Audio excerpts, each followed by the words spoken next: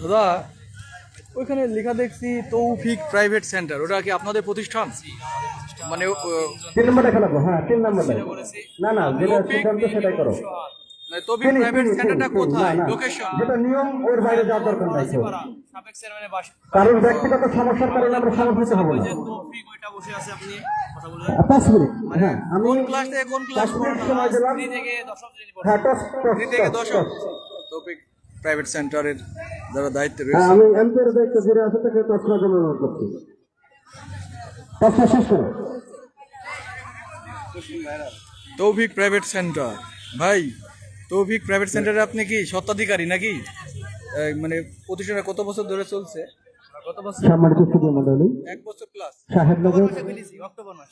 এই October Vinayak শতপিস cricket tournament হ্যাঁ হ্যাঁ 2026। আসিফ অনেক বলছে আপনাদের এই ব্যাপারে। আপনি এখন আইছেন, ইনশাআল্লাহ যাবো ভাই, ইনশাআল্লাহ যাবো। কোনো কমতি না রাখি। হ্যাঁ হ্যাঁ চাবে কেটা? আমাদের বড় ভাই তৌফিক লাইভ হয়েছে নাকি? হ্যাঁ হ্যাঁ শাপলা মানুষ জিতেছে জন কলেজকে ব্যাটিং এর সিদ্ধান্ত নিয়েছেন। নাওনো তৌফিক প্রাইভেট সেন্টারে আছে, নাওনো আছে। হ্যাঁ 5 মিনিট, আমি 5 মিনিটের পরেই